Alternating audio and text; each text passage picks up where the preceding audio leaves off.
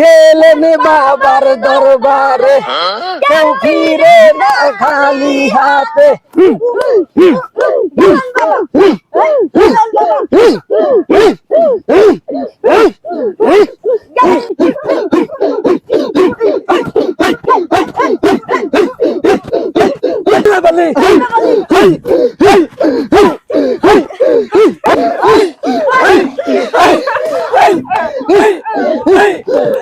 গেলেন বাবার দরবারে কেউ ফিরে না খালি হাতে।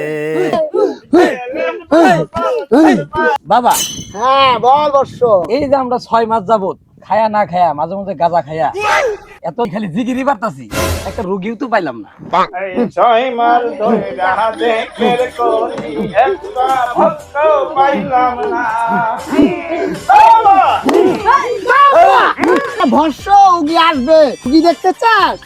তাকে আমি 10 মিনিটের মধ্যে উগি দেখাচ্ছি। এটা আমার মেয়ে যে দিদি। বাবা বাবা গেলেন বাবা, আমারে বাঁচান বাবা, বাবা আমারে খুব বাঁচান। কি হয়েছে বর্ষ? তুই কোথায় এসেছিস? তুই এসেছিস গেলেন বাবার দরবারে। গেলেন বাবার দরবারে কেউ ফিরে না খালি হাতে। তোর সমস্যা কি তুই খুলে বল।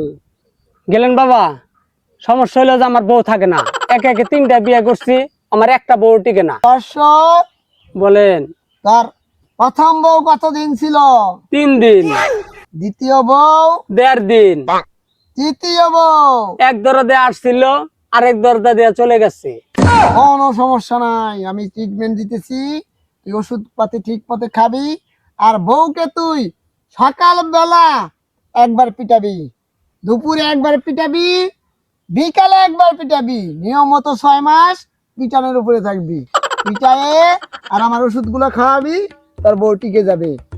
এই নি ওষুধ, এই 6টি গোটা আছে, একবার করে বাবা খাওয়াবি। বাবা আমি তোর উপরে আপনার হয়ে কাছে যাবে, বাবা, যা। আমি চিরঋণী হয়ে থাকলাম বাবা।